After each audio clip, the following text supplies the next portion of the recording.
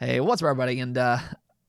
Okay, so today's going to be a little bit different. I don't usually focus videos on one specific topic like this, but considering the magnitude of the overall situation and really just how expansive this topic is, I decided to sit and listen to the FTC versus Microsoft case for the acquisition of Activision Blizzard today. Phil Spencer, head of Xbox, Phil Spencer himself, was brought forth today where the FTC asked him a lot of questions. And, I mean, this had the potential of being a big turning point in the ongoing case. This was really a golden opportunity for the FTC if they have any merit at all. I mean, we're talking about the head of Xbox himself, and the wealth of information that he can provide could be absolutely game-changing for either party. The only thing is, though, is that this was not the game changer that the FTC was hoping for. It feels like instead that they just completely hurt their own case. They might have honestly just lost. It feels like it was just destroyed because Phil Spencer was highly impressive today. He absolutely killed it. And in some ways, it feels like this just decided the final decision. Judge Corley had some very interesting interactions with Phil, including just an absolutely jaw-dropping, mic-dropping moment for Microsoft. We'll get into that exchange here in a bit, but things are not looking good for the FTC. I can tell you that right now. Now, the conversations will continue on throughout next week, so, I mean, things aren't completely over just yet. Let's kind of be clear about that here. But today was a significant and critical win for Microsoft, thanks to Phil Spencer. So what we're going to kind of do here is just kind of break down today's hearing, and we'll just kind of go over some of the key topics.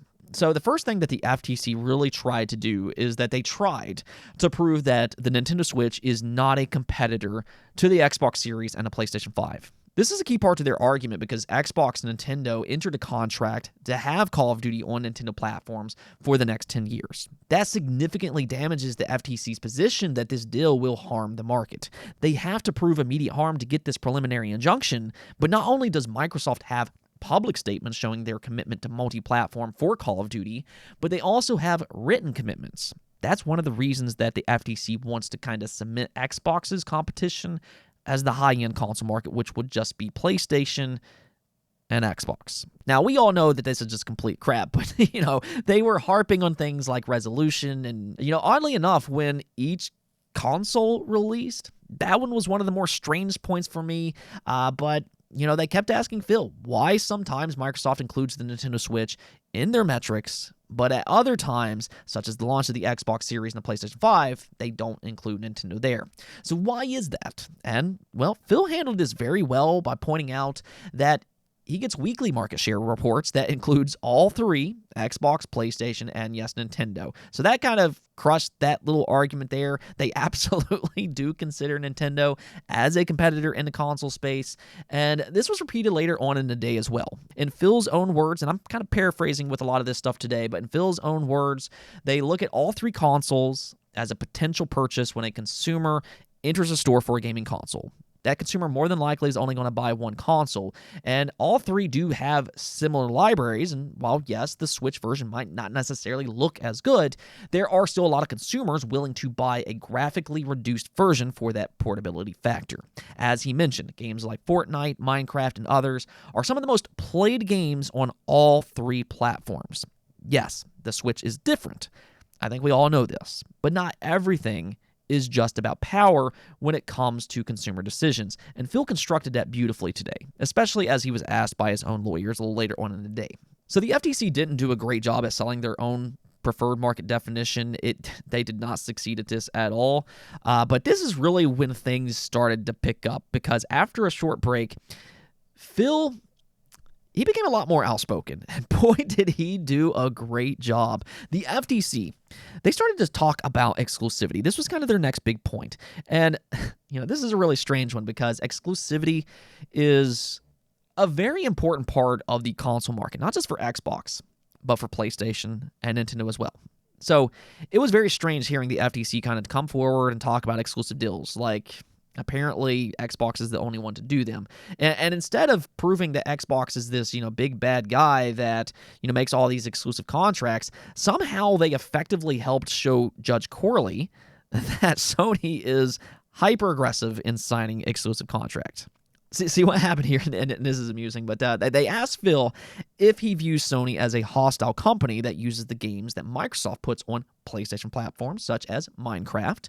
And then Sony can use the money that they made on Minecraft to sign more exclusives for PlayStation. Does Microsoft view them in that way? I mean, okay. So this is a very strange back and forth because that kind of proves Microsoft's point. PlayStation, they're very guilty in signing exclusive deals all the time, which is ironic because the FTC, they're arguing that Xbox shouldn't have exclusives.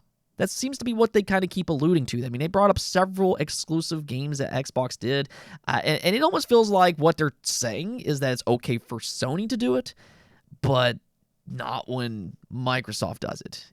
It came off as incredibly hypocritical. Now, I understand what they were trying to do here. They were trying to say that this is an incentive for Xbox not to put Call of Duty on PlayStation. But it was such a poorly constructed question, and it seemingly, it helped Microsoft's case. And that really only continued from this point forward because they also asked about Indiana Jones, a Disney IP, now being an Xbox exclusive. They wanted Phil Spencer to kind of tell them about that situation, and he simply pointed out that one of Sony's biggest games, Spider-Man, is also a Disney IP, and it too, as we all know, is an exclusive to PlayStation due to a deal that they made together with Disney. So again, the FTC is trying to make a point that Microsoft will make popular IPs such as Call of Duty exclusive to their own platform, that they can't be trusted, yada, yada, yada. But when you look at the evidence, Sony's more guilty than anybody of doing things like this, and that was on full display today. See, the problem with the FTC's point is that exclusivity for Xbox is a case-by-case basis, which Phil Spencer repeatedly pointed out today. This is something that he did a very good job at explaining. Yes, some games will be exclusive to Xbox and Xbox Game Pass. That is true. New IP, like Starfield, as an example, can be used to drive Xbox and Xbox Game Pass growth. They do need to incentivize their own platforms. That's a part of being in the game business. But it's also important to understand that every console manufacturer does this, which was explained very well to Judge Corley. And at times, the FTC even kind of showcased that with Sony. In other situations, though, for Microsoft, it may be better to be multi-platform, especially when it comes to massively popular existing IP like Minecraft, which already has vibrant communities across multiple platforms. There's really no reason to take them off of those platforms, and that's kind of the case with Call of Duty as well. They want to grow those communities across every platform. They don't want to take them away. What's more damaging to this exclusive topic, though, is that, again, Sony, the market leader, and the company that the FTC is basically defending here, is hyper-aggressive with exclusive contracts.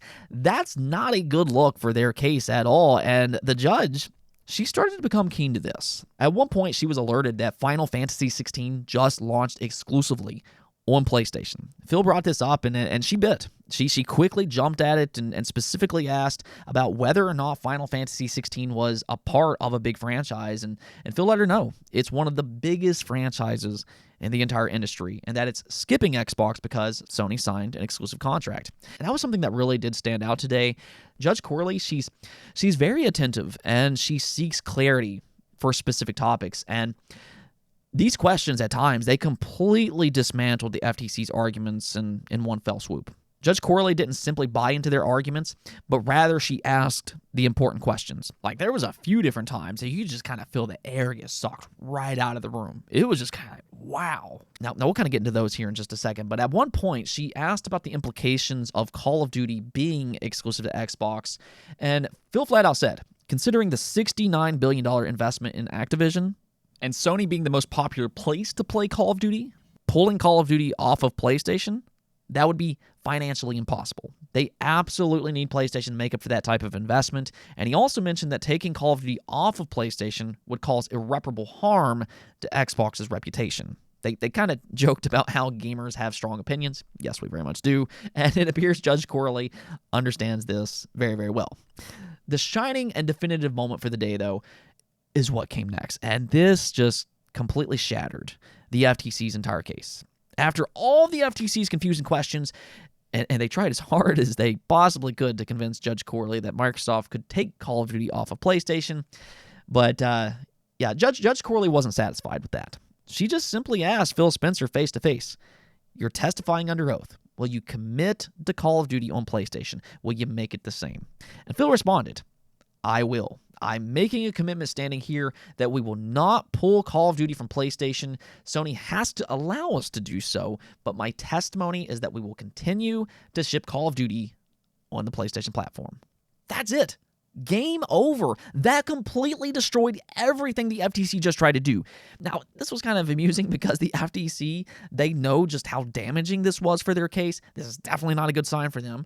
So later on, they tried to turn things around by asking a nearly identical question where they asked Phil if he can make the same commitment under oath with respect to cloud. And so Judge Corley, she quickly responded by saying, "I don't need that. I'm going to cut off your questioning." It was just, I wasn't expecting that, but this was devastating to the FTC. It really sounds like they just completely lost here. Microsoft now has a public commitment to PlayStation. They have a written contract for PlayStation to sign.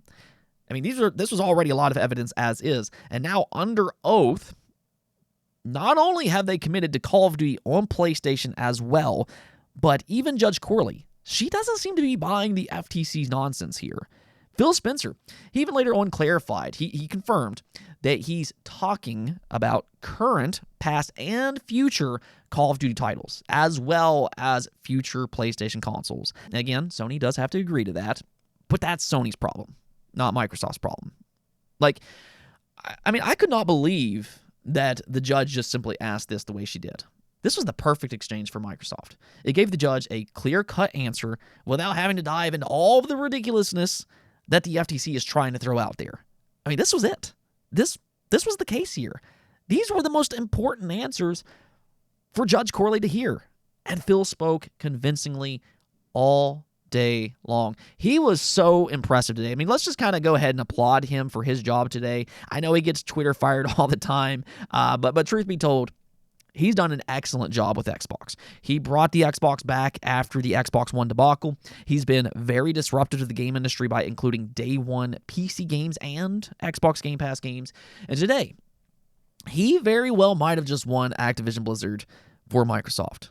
I mean, we've seen Phil Spencer in interviews in the past. He does a very good job. He's very forthcoming. He's personable. But, I mean, there was something special today about how he conducted himself in a situation that for a lot of us could be highly, highly stressful. He handled himself perfectly, and I just don't see how the FTC can come back from this.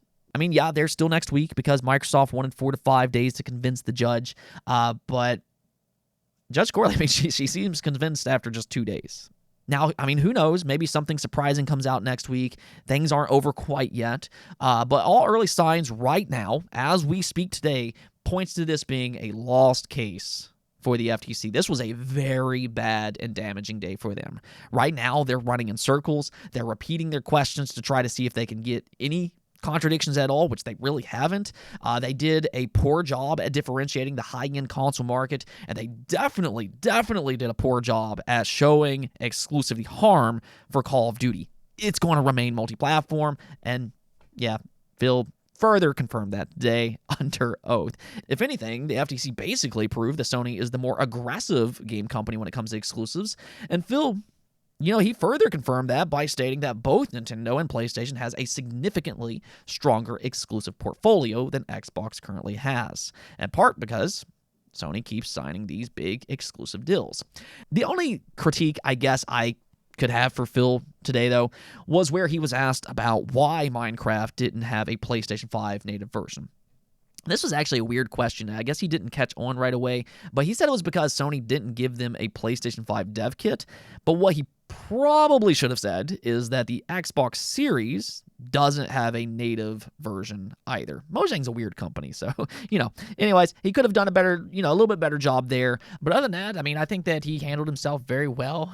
I mean, there was just one point in the case where the FTC asked, if you own Activision, you don't have to pay extra to keep Call of Duty on Xbox, and Phil just had the perfect response, and he was just like, yeah, so we pay for salaries, so, that doesn't really line up with what the FTC wanted to hear there, but All in all, this was a major, major win for Xbox and Microsoft today. And by all means, this could honestly be game over. Anyways, though, that's it for this video. I know it's a little different today. This wasn't your typical news dose, but just considering the importance of this case and I'm listening to this for hours and hours. So it's, I thought I would just go ahead and cover this today, get you all caught up, and hopefully you all are caught up now. But as always, I'll keep you updated as we hear more. So do subscribe. But until then, peace out.